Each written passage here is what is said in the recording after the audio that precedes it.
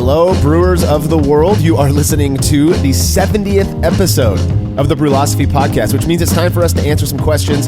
I'm your host, Marshall Schott, and joining me in the quest to make ourselves sound smarter than we are is one of Brülosophy's most active contributors, Jake Huolihan. Dude, 70 episodes. I know, it's crazy. It just seems like yesterday we were getting started on this. I know.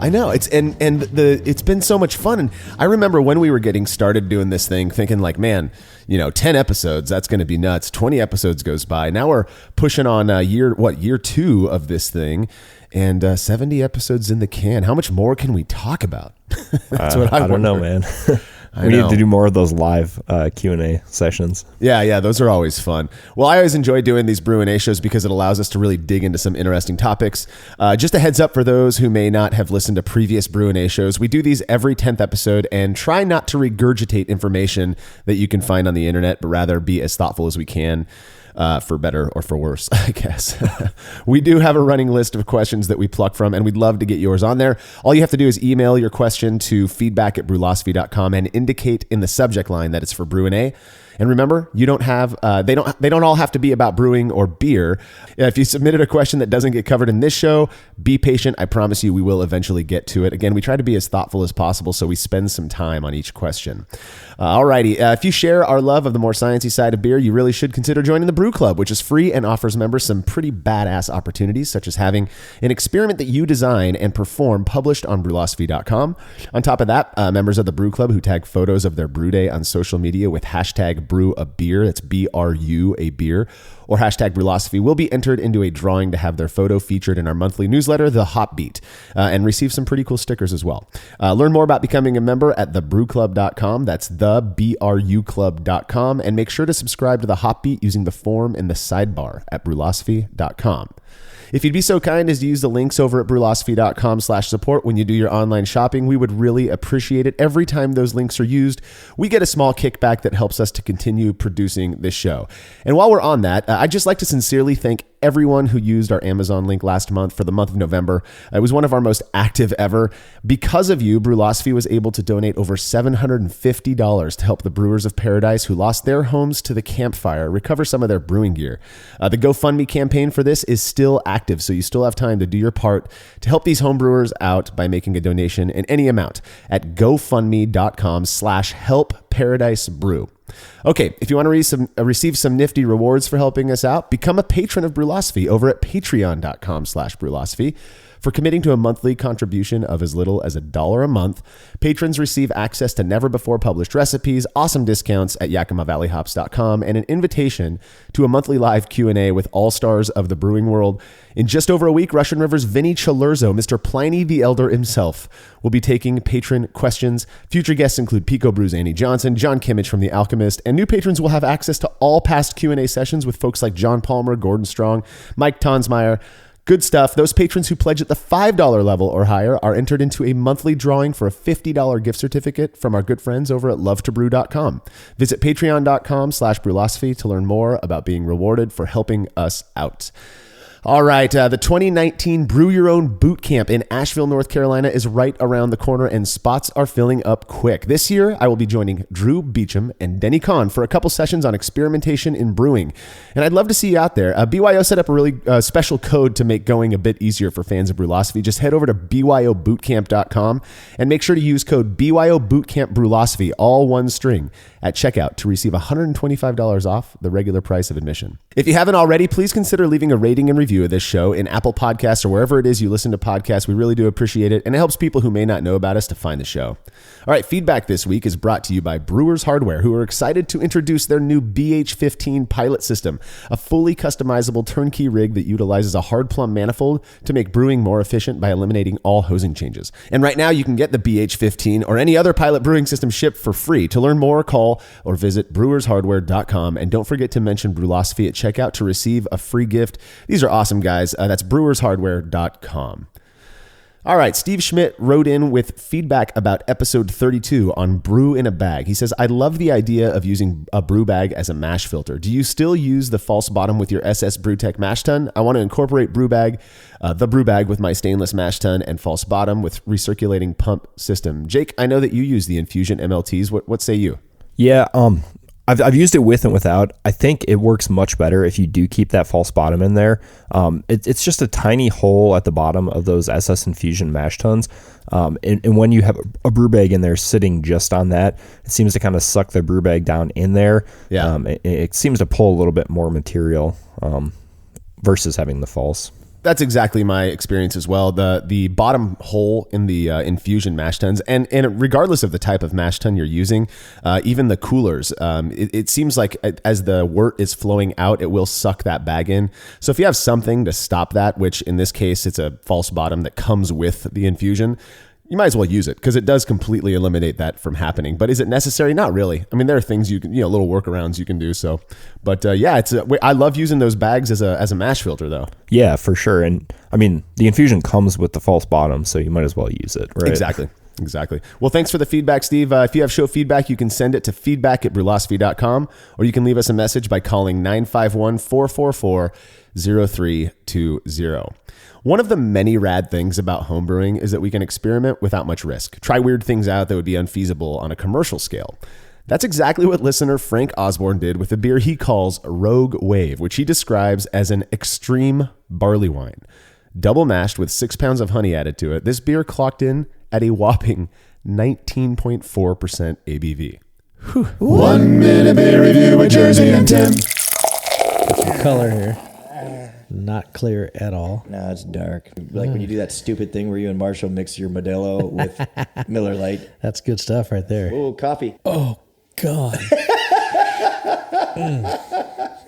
That's a rough drink right there. You just made could melt ice. Oh, it smells kind of like coffee and soured milk. What if I just say I don't like it and don't drink it? You scared me. All right, I'm going to do it.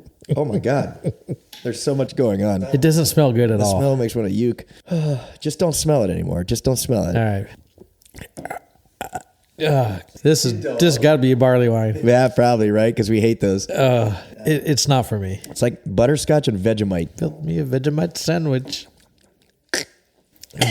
I'm not getting the butter. Oh, God. It's super fucking fierce, too. It's like 14%. You forgot to add the varnish. It's like, here's a little bit of butterscotch flavor, and here's a little bit of coffee and warm milk flavor. And, how about a little bit of punch in the alcohol guts? You're like, oof, oh. I'm not going to finish this. No, not at all.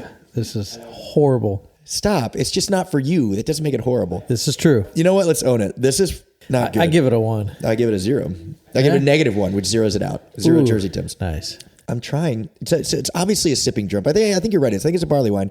I think it's obviously a sipping drink. I just don't want to sip it. Yet again, I'm with the guys. Rogue Wave was not my jam in the slightest, but that doesn't mean it wasn't at least fun to try. The alcohol was noticeable, but not in a terribly hot way like I expected it to be at 19.4% ABV. It just tasted kind of boozy. Frank told me he fermented this beer with that WLP 099 super high gravity yeast, and that it finished at 1008 for a barley wine. That is nuts, right? Yeah, that is. I thought I was doing good with my small 10% barley wine here at home. Well, I mean, I like that he owned that this was like some extreme experimental beer. It's not something that I would ever brew myself, but again, super fun to try. And I'm sure there are people out there who would totally dig this. Thanks for sending your beer in, Frank. If you have a beer or any other alcoholic beverage that you would like reviewed by Jersey and Tim, email me, Marshall@brülosophy.com, and we will get you all set up. All right, we'll be right back answering questions right after this break.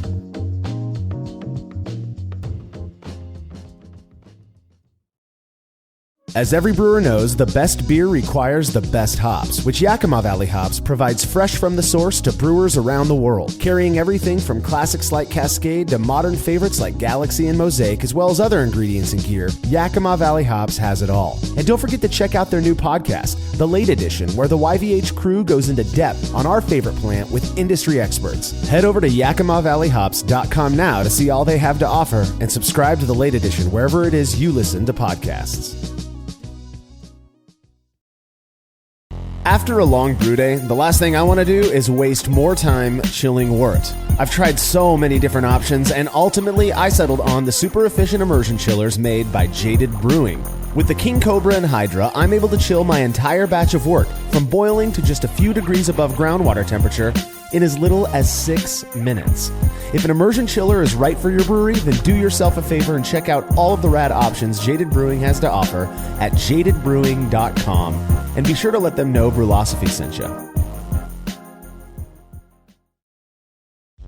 Hi, I'm Stephen Leach, creator of Brü Supply Brewing Systems, here to tell you about our latest Unibrau brewing system. Modeled after the brew in a bag method, the Unibrau uses the same kettle for both mashing and boiling, replacing the fabric bag with a stainless basket that can hold up to 20 pounds of grain. A heating element is run by an electric controller that allows for the maintenance of specific mash temperatures and makes mashing easier than ever. Each Unibrau is shipped with a counterflow chiller and the parts required to brew a batch of beer. We're really proud of the Unibrau, and we know you'll love it as much as we do. Go check it out at brüsupply.com and sign up for our email list to receive special deals in your inbox.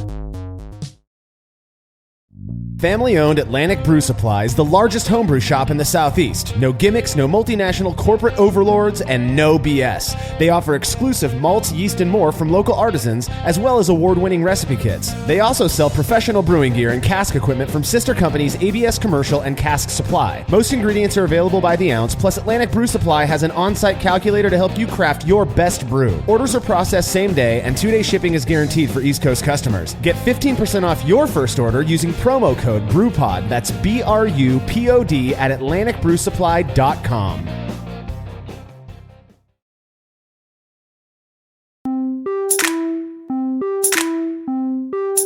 All right, Jake, let's jump into this thing. First question comes from Gus Kingston from Adelaide, Australia. He says, I love the podcast and have a question that's not directly related to brewing.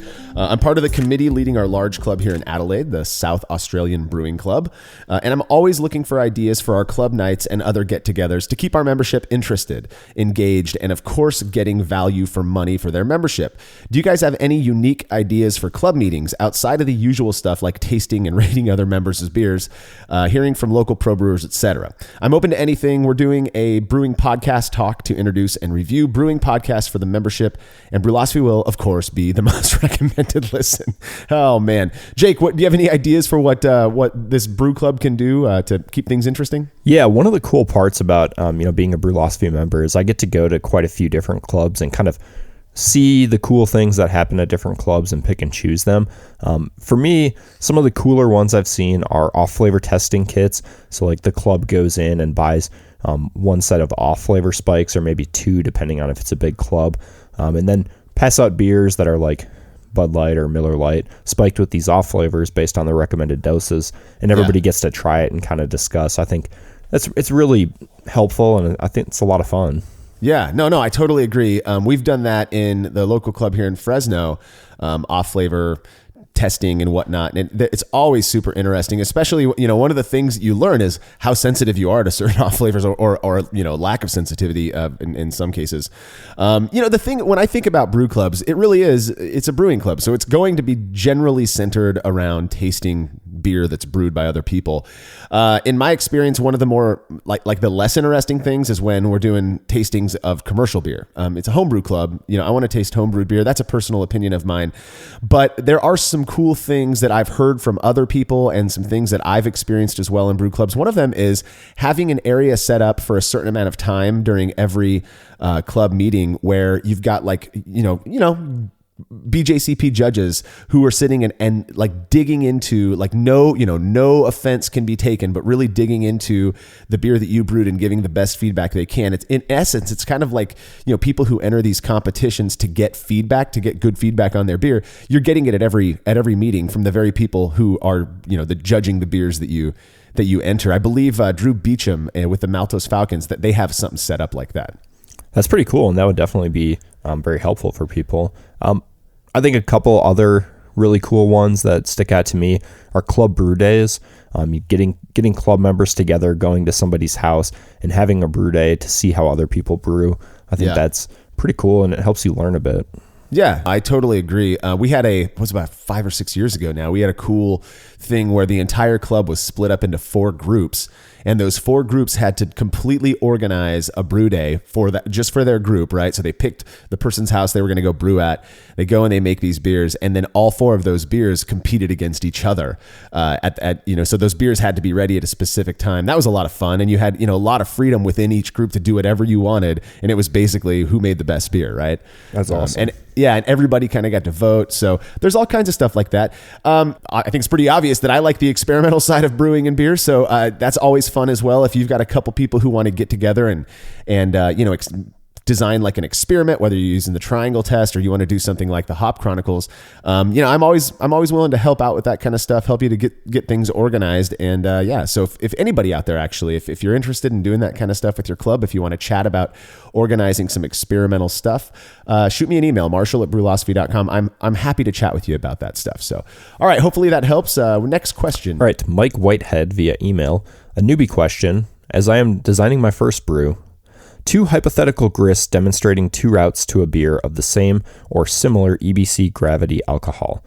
So then he goes on to list 2 recipes here, one being 84% pale malt, 16% crystal 120, and the other being 93% pale malt, 7% chocolate malt, both coming in at 33 EBC for color. FG's pretty much the same, and ABV's also pretty much the same. His question is, what are the main differences an all-grain brewer/recipe designer should consider for the wort and beers produced from these different grain bills? This is an interesting one, and as an ex-newbie homebrewer, right? We all were newbies at once.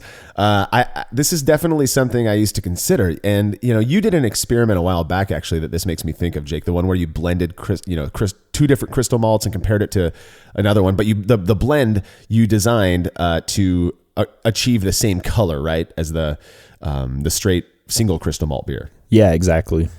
And I feel like that's kind of what he's touching on here. In essence, what he's saying is, hey, if I use, a bigger charge of Crystal 120 and less pale malt, I can basically produce a beer that statistically looks exactly the same as this other one using way more pale malt and just a touch of chocolate malt. The thing is, both of those, Crystal 120 and chocolate malt taste immensely different. And that, I don't know what else to say. Those just taste different. And while the beers might look the same, while the ABV might be exactly the same, I do think, I haven't done this, but I do think you're going to get a noticeably different beer, if you're using 16% C120 versus 7% chocolate malt. Yeah, I have to think they would taste different. I would expect the chocolate malt beer to be more roast heavy, maybe like a little bit of a coffee or like a deep chocolate flavor, whereas that crystal beer is probably going to have more of like a dark sugar, dark fruit flavor. Yeah. But the question is, it's pretty interesting when you think about the fact that most of us, when we design our recipes, we're designing recipes kind of constrained by recipe guidelines, whether that's the BJCP or an established recipe or something else. So, we're trying to hit these specific stats. We can get there many ways. I would probably look to like forums and look at established recipes for a specific style to kind of get an idea of what sort of ingredients people are using, and just see if what your thoughts are kind of line up with what's been out there already. Well, yeah. And I think, you got to look at the style of beer you're going for. If I'm making, an English, let's say I'm making like a bitter or something like that, I'm probably going to be more inclined to push the crystal malt flavors, to really want to get that. But if I'm looking to make something maybe a little more nutty, I see 93% pale malt, 7% chocolate malt. That's actually, in my opinion, I might do something like that for, say, I don't know, kind of dunkel style. You can get away with doing that. Might add some Munich malt or something in there as well. But you're going to get these different flavors, and to consider what it is you're actually going for before you make that decision. I know that, man, there are so many different grains and malts out there that deciding on which one to use, can be, or if you're buying in bulk, deciding on which ones you want to have on hand. Yeah, it's a daunting task for sure. Interesting question. I think a lot of us have considered that stuff. The next question is actually a series of 3 questions. So we're going to spend some time on this one. It comes from John Paul Burbank from Canada. He says that I've listened to the Lager Temp podcast twice now. Oh God, I'm sorry, John Paul.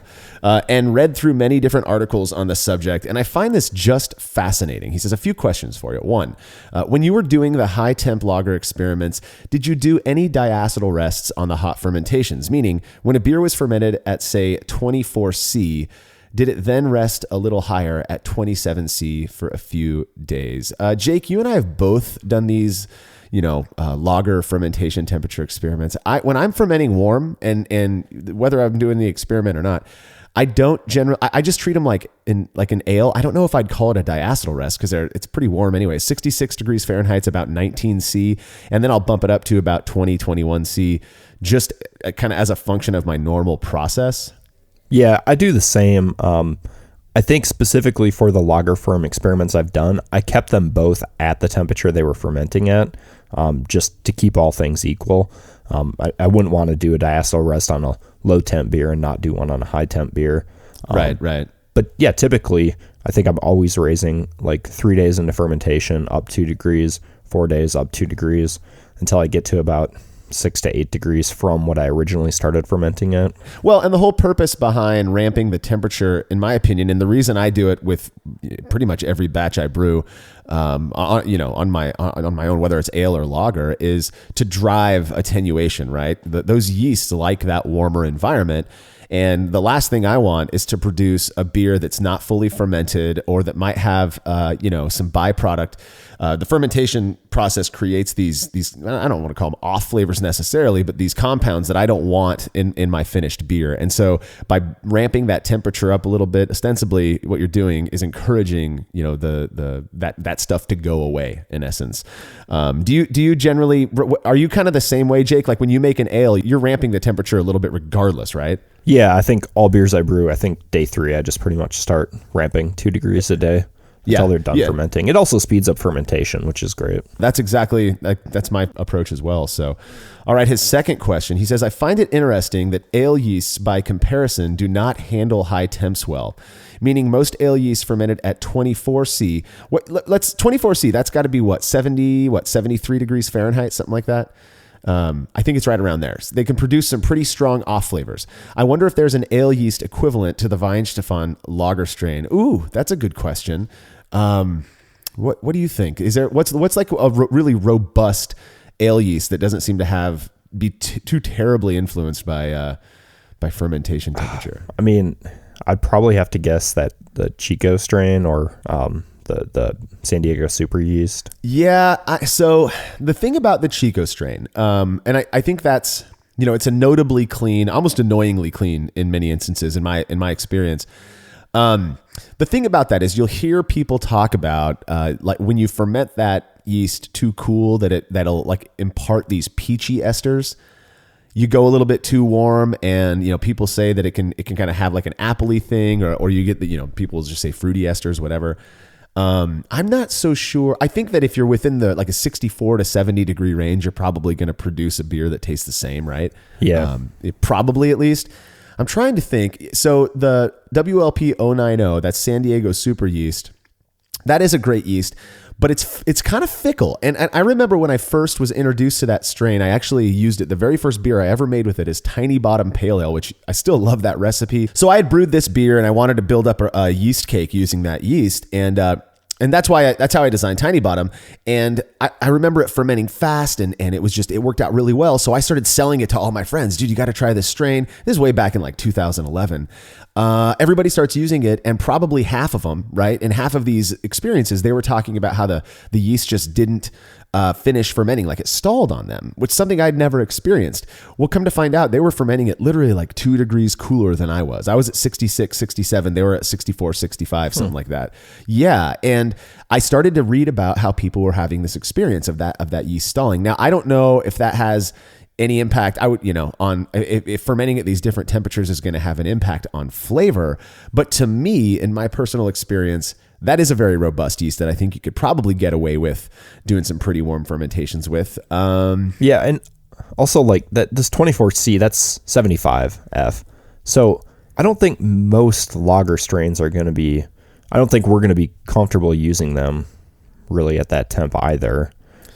Unless he's talking about swing from its like quote unquote accepted fermentation temperature. So like 20 degrees plus what people would say 50 degrees as being a normal lager fermentation temperature. Yeah. I don't think many ales are going to go up to like 75 to 80. Unless it's a Saison strain. I mean, I guess that's one that can really handle, those warmer temperatures. Another thing though is, so Jason, when he was brewing for us, he started using lager yeast, particularly Urkel, which is the Pilsner Urkel strain, for American Pale Ale, and fermenting his Hop Chronicles beers with this Urkel strain, which I've done as well. And man, throw all the shade you want, it works incredibly well. I've got a beer right now in my Keezer that a buddy of mine made, fermented with Harvest So L17, that's a lager strain, fermented with harvest at 67 degrees. It's a pale ale. I mean, and it's delicious. It's crisp, clean. You're not getting any of the esters. I'm not calling it a lager, but man, you can get away with a lot with these strains. Just because they're lager yeast doesn't mean you have to like only use them, when you're making a lager. I don't know. I'm moving more towards using these lager strains in in cleaner ale, especially hoppy ones, and they seem to be working out really well. Is that something you've ever tried? I don't think I've really tried it in like a quote unquote pale ale or ale specifically, but I mean, I've fermented them warm and they are great, and I'll keep doing it. Yeah. Who cares what people say, right? Right. Well, John Paul's third question, he says, in a recent podcast and experiment, you showed that Whirlpool Hop Additions was, for all taste purposes, a waste of hops. We did not say that. A waste of hops, and that the more aromatic hop qualities benefited more from dry hopping. Additionally, I've been given a lot of anecdotal advice that putting hops in wort above 77C quickly kills the aromatics. If all of that is true, that implies that it's best to add hops at the beginning of the boil and then none until dry hopping. This feels like it's missing a lot of nuance and subtlety, but what is your opinion? Jake, what is your opinion? As somebody who doesn't brew hoppy beers ever, I feel like I don't have strong opinions on this. I stopped whirlpooling altogether. I just think it's a waste of time, and I want my brew days to be faster. So I do agree kind of with his implication here, that all of my hops are added in the dry hop stage. I don't think that that's necessarily the only way or a quote unquote correct way, but it does work for me. I mean, I don't know, over 170. Yeah. There's definitely evidence that it does volatilize some of those aromatics that people are hoping to harness in their beer. You're adding these Whirlpool hops, and we're saying, or you're implying from the experiment here that less aromatics than dry hopping. Well, that dry hop charge was added like 4 to 5 days before you're consuming it, as opposed to on the brew day. So it does make sense that dry hopping is going to give you the most aromatics because it's added the closest to the time you're consuming it. Right. I think that's a great point. For me, when I went through my only brewing hoppy beers phase, which was years ago, this was definitely something I had to consider. And I remember asking myself sort of like, what is it that we're chasing here? What am I trying to get out of this? One thing that I thought, there's all these commercial hoppy beers that are delicious that I'm sort of trying to emulate, right? Well, if that's the case, what are these people doing? And I think that's where I kind of screwed myself over a little bit. Was, okay, they're throwing in heaps of hops at Flame Out. Well, they kind of have to do that. The way commercial breweries work, that's how they're getting a lot of their bitterness as well. Now, if you're chilling down to 170, it's a lie to think that you're not extracting some bitterness from those hops. Maybe it's not in the form of isomerized alpha acids, but you are still, I promise you, take a glass of cold water, throw a couple hop pellets in there and drink that water. It's not going to be not bitter. So there's all of these things that I considered when it came to the way I was hopping my beers. And then we started doing the experiments with them. And I believe the experiment that John Paul's referring to here was completed by Ray. I've done some experiments myself just on a private level. I do not Whirlpool hop at all anymore. If I'm going to do anything, I'm just going to toss in a huge charge at like 2 minutes left in the boil. And then I figure as I'm chilling the wort, which maybe takes me 5 or 6 minutes, the contact time with those hops and the hops being in there as that wort is chilling, I'm getting out of it what I hope to get out of it.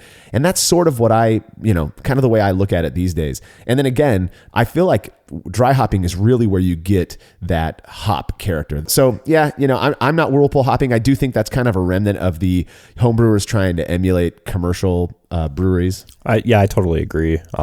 Think about a commercial brewery. They cannot chill that wort down as fast as we can. So as that wort sits there, any hops they added at 30 minutes, 10 minutes, 5 minutes, they're sitting there for sometimes an hour at these near boiling temperatures.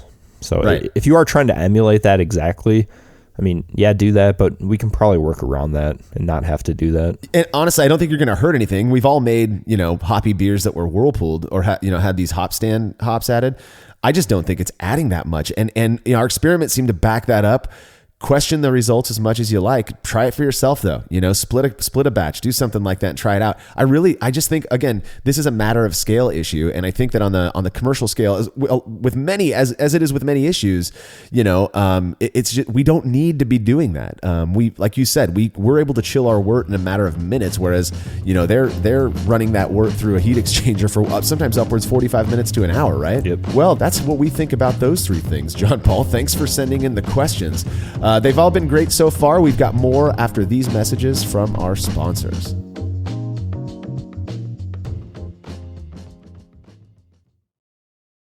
When dumping wort-soaked grain and leftover low-gravity wort while cleaning up after a brew day, do you ever wonder what your true efficiency would be if that wort made its way to the kettle instead?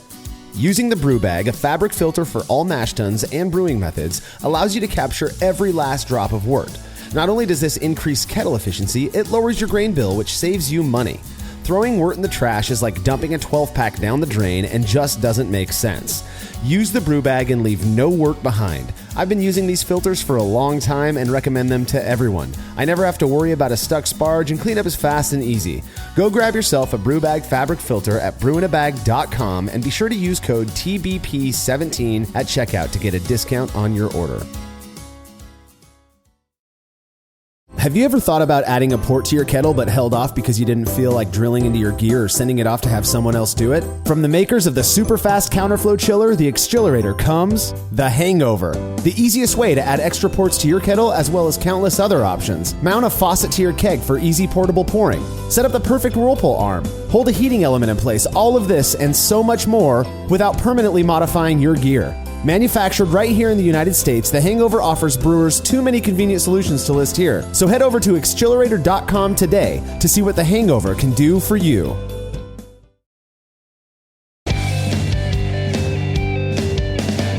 Compact and simple to use with a small footprint for brewing indoors, the Grainfather makes it easy for you to brew professional quality beers at home. The Grainfather is an all-in-one brewing system that lets you brew all grain beer in a single compact stainless steel unit. It uses an electric heating element and pump to maintain a constant temperature and to circulate the wort during the mashing and cooling stages. It also comes with a counterflow chiller to reduce chilling times and produce high-quality wort. And now, with the addition of their conical fermenter, the Grainfather takes things one step further by offering homebrewers state-of-the-art temperature-controlled fermentation just like commercial breweries use. And with the Grainfather Recipe Creator and Connect app, you can easily design a recipe, sync your brewing system with your phone, and then just sit back and relax as the app takes over and assures that you maintain your scheduled mash temps and boil schedule. Head to Grainfather.com to purchase your all-in-one brewing system today and to sign up for their free recipe creator tool. Once more, head on over to Grainfather.com, that's Grainfather.com, and get started today. Shopping for brewing supplies online can be a real hassle, which is why we recommend Love to Brew. They've got great prices, super fast shipping, and they carry exclusive products like East Coast Yeast, the Brewer's Essentials brand, and their award-winning beer recipe kits.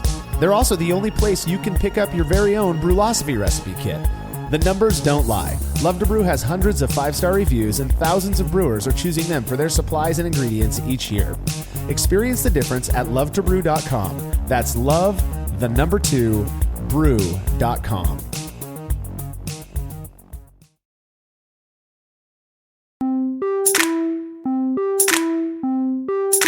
All right, let's get back to these questions. Jerry Wood from Clarksville, Tennessee. I love the show. Keep up the good work. I have a question about boil length and the degradation of specialty malt flavor and aroma. Our homebrew club, the Clarksville Carboys, often highlights a certain style of beer for the monthly meeting. Last month, we focused on a dark mild.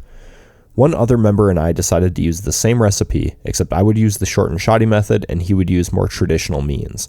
I mashed for 30 minutes, boiled for 30 minutes. He mashed for 60 minutes and boiled for 90.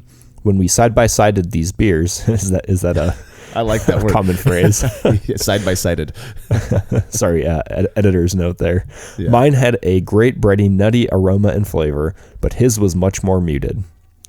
Is it possible that because he boiled his wort 60 minutes longer than me, some of these aroma and flavor compounds had degraded? The recipe was 5 pounds Maris Otter, 4 ounces each of biscuit C60 pale chocolate, Victory C80, and 2 ounces of Special B. Wow. Whew. Nearly all other aspects of these beers were identical: mash temp, fermentation temperature, water profile, even the grains came from the same homebrew store. All right, so I'm going to just be frank. I don't think that given the information that we've got, that you can with any certainty say that this was because of the difference in brewing approach, or at least in terms of the boil length. If you've not read our article we put this out a long time ago called Brewer's Thumbprint, go check that out. I provided, 5 of my friends locally with all of the same exact ingredients. They all got everything was the same from my garage. I gave them all the same recipe. Grains were weighed down to precise, poundage, all that stuff. We all brewed that beer. Not a single one tasted the same, right? And the differences were the water that we were using and our general, we all brewed differently. I think that there's just, you can call it house flavor or whatever it is, but it's difficult when you're in different places and you're a different person to brew beers that are exactly the same, even if those grists are exactly the same. Now, Jerry, it sounds like, he says that they actually did process differences, right? So one was boiled longer, one was mashed a little bit longer, it sounds like. I just don't think that you can determine based on that those are what caused the differences between these beers. Yeah, I mean, take a look at like large commercial breweries. They're spending loads of money to make sure that their beer that's either brewed in Ireland or brewed here in America tastes the exact same. And that's the same for any giant corporation that's brewing. So it's not like this is something that's, as simple as the same ingredients, just brewed by different people. There is that brewer's thumbprint. Even still, I mean, we don't know if like at packaging, maybe yours was packaged right at the end of fermentation. He let his sit for a bit and it was subject to some oxidation. We don't know. There could be other differences in here than that boil time, but boil 30 versus 90 minutes, that would be a fun experiment. So maybe. Yeah.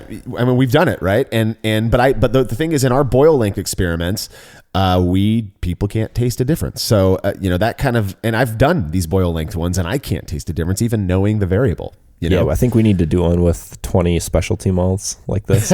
I know, boy, that is one hell of a grist but right there. Certain specialty malts, I mean, kind of to go back to the original question here, like some of the mid-range crystal malts and certain specialty malts are known to oxidize faster. So sure, it is potentially possible that boiling for 60 more minutes with this large amount of specialty grain did cause some sort of degradation of flavor via oxidation or some other reaction. That's a good point. We just don't know. Yeah, well, you make a really good point, because the boil length experiments that we've done so far, I had not considered this until now, have been very simple grain bills. We did a Pilsner, because we wanted to test the whole idea that DMS has to get volatilized off during the boil or whatever. So it would be interesting, actually. Now we're inspired. Thank you, Jerry. It'd be interesting to do another boil length experiment, say 30 minutes versus 90 minutes, using a more characterful grain bill, if you will. I think we could get Matt to do that with a Scottish ale, and we'll give him a recipe with like 20 specialty malts. I'm down. Let's just throw it at him like that and have him do it. Well, good question, Jerry. And again, thanks for the inspiration. I'm now really interested. I will say that in doing the short and shoddy brew days, which I do fairly often, and I hear from a lot of people who are doing it as well, people do report back that they're getting, and I'm not saying that this is, ubiquitous, but I do hear from people saying that they're getting more character, more flavor, kind of a nutty, grainy thing out of their beers when they're using this kind of abbreviated method, as opposed to standard 60-minute, 90-minute method. So maybe there's something to that. I don't know. All right, the next question comes from John Pollard. Good last name. That was my grandfather's last name. He says, for high carbonation styles, bottle conditioning seems to make the bubbles more integrated into the beer than forced carbonation. I'd like to solve this, but I prefer oxygen-free transfers directly from fermenter to a purged keg, especially as I am increasingly doing late and dry hopping. All right. By high carbonation styles, I mean Saison, Brut IPA, and even Triple. at over 4 volumes. Jesus, that's crazy. With Belgian 750 milliliter bottles, I get exactly what I expect. I think he's talking about bottle conditioning. The price of that is doing the bottling process, which is both annoying and introduces oxygen. Let's see. Forced carbonation of these beers has sometimes seemed more like broken regulator than something intentional. How can I get my forced carbonation to match bottle conditioning? I've given up on the quickie methods and I'm trying to let it sit on the gas for 2 weeks to really settle. Alternatively, I'm thinking that it might work to use a conical, dump the yeast, then use the fermenter as a bottling bucket to minimize transfers. All right. So I think first off, I don't necessarily agree that bottling gets carbonation into the beer better than forced carbonation.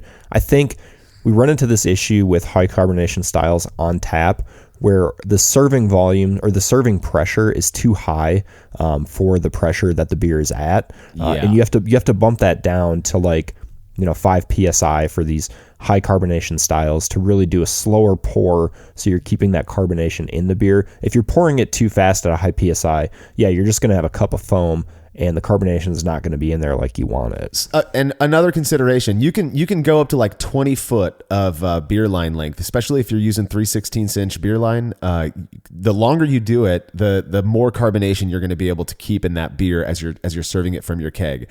That said, I'm with John. I've noticed that bottle conditioned beers just have a different type of carbonation to them than forced carbonation beers or beers that are forced carbonated in the keg.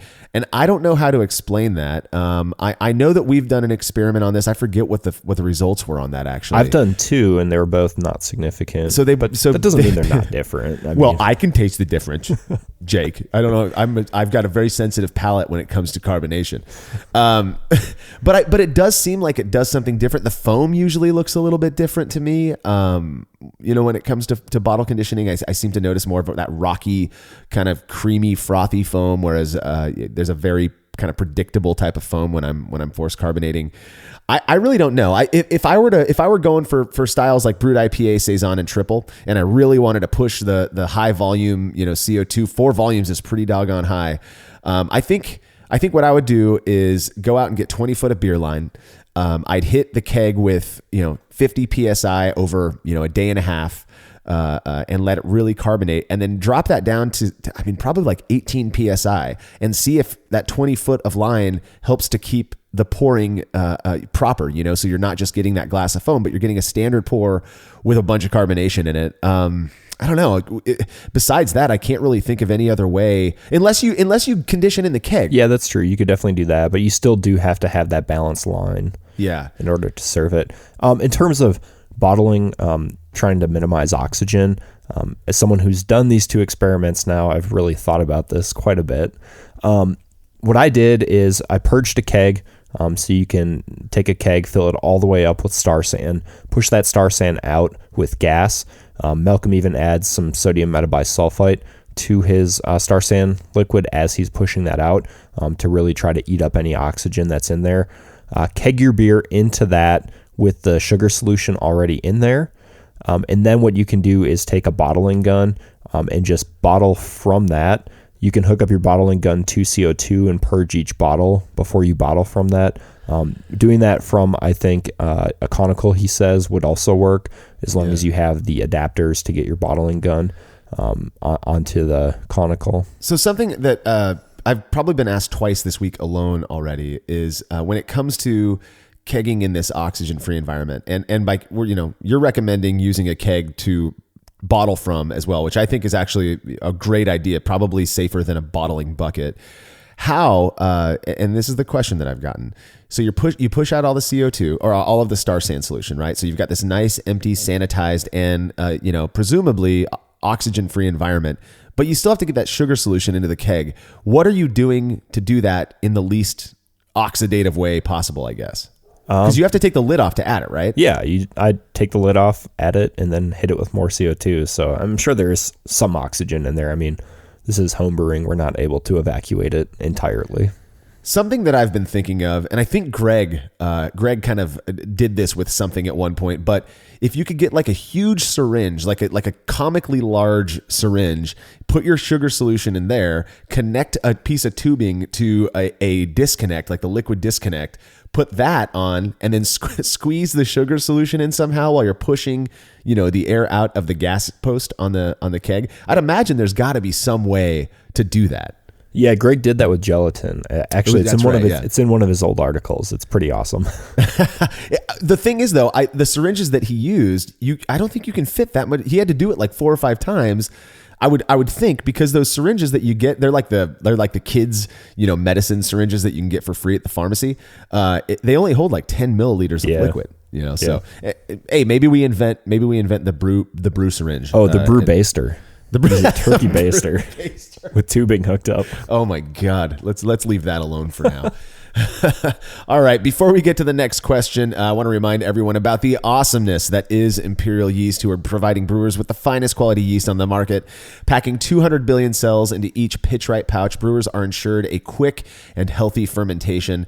Imperial Yeast offers a wide range of ale and lager strains, as well as some funkier stuff. I've got a couple batches planned for this week. In fact, I'm hoping to brew right after we record the show and pitch my favorite strain of theirs. It's L17 Harvest. I don't think you can get that strain anywhere else at this point. I'm also going to be brewing a batch of bitter soon using AO9 Pub, which is a fantastic English strain.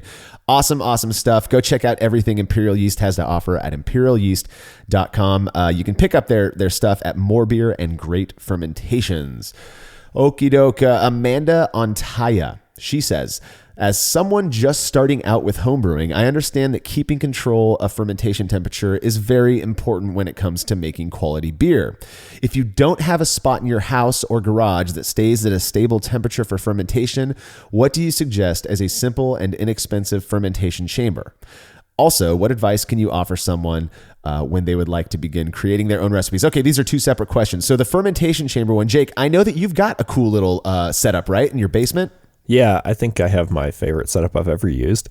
But in terms of, kind of like a less expensive, I'm using a glycol loop hooked up to my fermentation vessels. But in terms of using something less expensive for someone just getting into homebrewing, maybe you want to see if it's going to stick. What I would do is get a simple temperature controller and a aquarium heater. Hook up that aquarium heater to the temperature controller. And put it in some sort of water bath, whether that is a cheap cooler that you might have, or just anything that can hold a bit of water to cover up the fermenting beer, so that you can put your fermentation vessel into that thing of water. And then what it can do is turn on this heater when the water gets too cold and kind of keep your fermentation temperature stable. A massive liquid at that temperature is going to kind of stay at that temperature regardless of what's going on in the beer. If being too warm is your problem, I have less answers there. What you can do is a wet t-shirt method. I know some people do this, or you can do a similar water bath with like ice cubes or like frozen water bottles. I know people do that to kind of cool it down. But just to kind of go back to the genesis of the question, I don't think any of us are like super convinced that fermentation temp control is very important. We all do practice it, oddly, because I think we have to. You are going to get us in trouble, Jake. We cannot be talking like that on this show. I wouldn't say that I think it's not important. I feel like it's been oversold a bit. I feel like fermentation control is a good thing, and it's a good thing for predictability, for consistency of your product and whatnot. I feel like making sure that your fermentations don't get out of control, again, very important. You don't want, your pale ale fermented with Flagship or the Chico strain fermenting at 90 degrees. That, I don't think anyone's going to disagree with that. But at the same time, if you're able to do something to keep it within a range of 4 to 5 degrees, I don't think you're going to get into trouble. And the other thing is, and I think people have been saying this for a long time. In fact, I recall Jamil Zainasheff talking about this a whole bunch. Get your fermentation started at a good temperature, and then if it ramps up a little bit, after a day or two of active fermentation, that's okay. You're not going to hurt anything that way. In fact, a lot of us intentionally do that. We were just talking about ramping temperatures, at day 2 or day 3 into fermentation to encourage attenuation, right? Yep. Let's see. In terms of keeping, I do think, for someone like me where I live, the issue is making sure that my fermenting beer doesn't get too hot.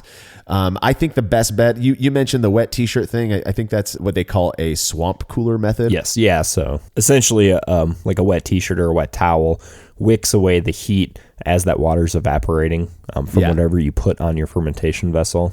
Right. Evaporative cooling is the concept there, and it works incredibly well.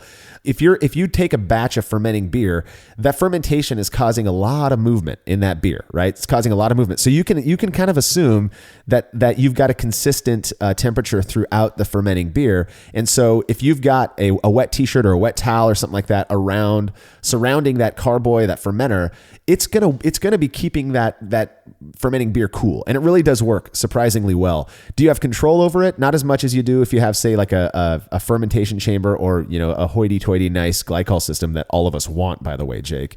Those things are badass. And you see a lot of people or a lot of companies out there starting to push these glycol chillers. And I think you're going to see a bunch of people picking these things up. They're kind of spendy, but man, the control that you have and how easy it makes controlling fermentation temperature. And it takes up so little space. It's so great.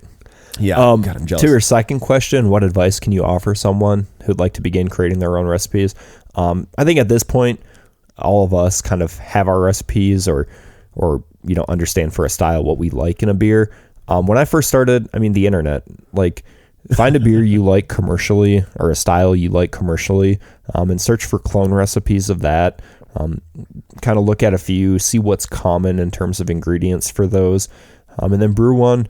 See what you think about it, and then change a few variables here and there, change percentages of grain until you get what you want. Yeah. I'm gonna be controversial here. I don't think there's anything special about recipe creation. I think it's stupid when people hide recipes. It's just a fucking recipe. It's all you're doing. And the thing is, if you take a 4 or 5 really popular let's say IPA recipes from commercial breweries, they're not going to look that different. And to me, let's focus on the actual brewing prowess of the person making these beers and not the recipe. If there's certain flavors you're going for, you're going to have to pick certain ingredients to get those flavors out of it. But mind your process, pay attention to your brewing process. And I really think that's the key.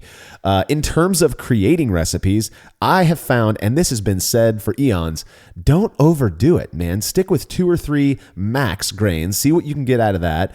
Once you're done with that beer, tasting it, make some notes about what it is you thought was lacking or what maybe was too strong. Make some notes and adjust for it in your next recipe. It's fun. It's easy. I think, we were talking about dry hopping and whirlpool hopping and stuff like that. A lot of the approaches that I take to designing recipes was developed based on experience, just personal experience, things that I found out for myself. And I think that's the thing, is if you're relying on what everybody else says and then you kind of adopt the approach that a certain few people maybe do or what's popular out there, you may end up engaging in all of these things in terms of brewing your beer that don't really do what you're hoping they do or may not even be necessary. Just experiment, have some fun. I think what you said, Jake, is good. Go find some of your favorite clone recipes, brew those up exactly as they are, make some small tweaks, see what you get from it, and you'll kind of learn as you go. Yeah, and I think the biggest thing is just to the reason I say to look at those clone recipes and to kind of brew them a couple times is to just understand what sort of percentages of certain grains are going into a beer. Like, if you design, I think one of the first recipes I designed myself was like 50% specialty malts, and it wasn't good. It wasn't awful, but that's probably just something that's like not a good idea. My brother, my twin brother, when he started brewing, I think a lot of people, recipe designing is fun. You sit down, you open up Beersmith, you hammer in what, and you kind of get this idea of what that beer is going to look like and taste like and whatnot. He designed a couple of beers that he shot my way, the recipes my way for review, and holy moly, were they, I guess the tip that I gave him was, hey dude, listen, if you're around 80% base malt, whether that's, pale malt, Pilsner malt, Munich malt, Vienna malt, then you're probably okay. Just don't go too heavy handed on the crystal malt. A 20% crystal malt, you can get away with that actually. Yeah. In fact, I think if I'm not mistaken, Anderson Valley's, their amber ale it's like 20% crystal malt. So you can get away with it, and it can taste good. You just gotta, mind your process. That's my bigger thing, is make sure that your brewing process is good. All right. Garrett Smith from Wales, UK. I recently purchased another 3 corny kegs on top of the 3 that I already have, but I can only fit 3 in my keezer. When these kegs are full of beer, I'm not going to have the ability to mature my beer at lower temps in the keezer, like I normally would. They'll be set at room temp, which in summer is 25°C at the minute. In your contributor's experience, is there a detrimental impact to maturing beer at room temperature until I have the ability to put it in a keezer? Is there a difference between ales and lagers, perhaps? That is a great question, Garrett. Yeah. I don't think that we have compared this yet for an experiment in terms of aging them for a long time. I think we've done it for a couple weeks, maybe a month. I imagine there is a detrimental impact to a point. Reactions happen faster at warm temps. But if you can keg that beer up, purge the oxygen from it as best you can, I think it'll last longer than it would if you didn't do that, but maybe not. The thing that I get hung up on with this is that, chemical reactions just happen faster with warmer, environments. And my concern would be, and maybe this is a good or a bad thing, but my concern would be that beer is going to, for better or for worse, is going to just age faster, if that makes sense. It's going to taste more aged sooner. I've got a barley wine in my keezer right now. It's a short and shoddy barley wine that I made, 8 or 9 months ago. And I had this idea to pull it out and age it warm in hopes of really encouraging the kind of that aging flavor, that process, because I want it to taste a little bit aged. Now, this was kegged in a completely as minimal O2 oxygen as I possibly could get. Well, I never removed it from my keezer, and when I go and I taste that beer now, it still has a very fresh taste to it, that fresh barley wine taste, despite the fact that it's almost 9 months old, right? And I can't help but wonder, if I were to pull that out and let it age warm for a month, would it push that more caramelly kind of sherry type flavor that I was kind of hoping for with the beer? For certain styles, I don't think it's an issue at all. In fact, it might benefit the beer. But if you're making lagers or really hoppy beers, I think that it's probably, I would think it'd be kind of risky to age those beers warm. I'd probably just go out and try to find a place to keep them cold. Yeah. But that's my thing. Or, you get a larger keezer, which I think we all want. Oh, I don't, dude. I've got these 7 taps and I'm like, I got to fill these now because I haven't been able to brew for a while. Yeah. But what you could probably do is, like, with a 3-tap keezer, keep 2 taps to be something fresh, like IPA, pale lager, something like that. Use 1 tap for kind of the ones you're aging longer, and then just only brew when you have openings for fresh type beer. I don't think anybody would recommend storing IPAs warm. Yeah, that's especially hoppy beers. That's kind of that's where I'd cut it off 100% for sure. My thing I actually like the taste of fresh lager. I know that there's a big argument out there that they have to be aged for 14 years before they taste good. But my opinion is that fresh, well-made lager, as soon as it's crystal clear, that's at its peak, in my opinion. So I wouldn't want to be aging that warm either, or storing it warm at least. But yeah, try it out, dude. That's the thing, is if you do it and you end up putting those beers back on tap and cooling them down and they taste great to you, then by all means do it. You're from Wales, so you guys are known for drinking beer warm anyways. If you're making them like bitter and ESB, whatnot, they might be great, And if you can find a place to keep them at cellar temp, what's cellar temperature? About 52 degrees Fahrenheit. That's like 12 degrees C, something like that, right? Yeah. 25°C is pretty damn warm. Yeah. I think 25°C's got to be around 75, 76 degrees Fahrenheit, I think. Yeah. Try it out. If you like it, you like it. That's all that matters. All right, next question comes from Eric Rust from Sandpoint, Idaho. He says, currently I'm a BIAB guy, brew in a bag, doing 5-gallon batches in my 10-gallon kettle. My system maxes out with around 15 pounds of grain or an OG of around 1069.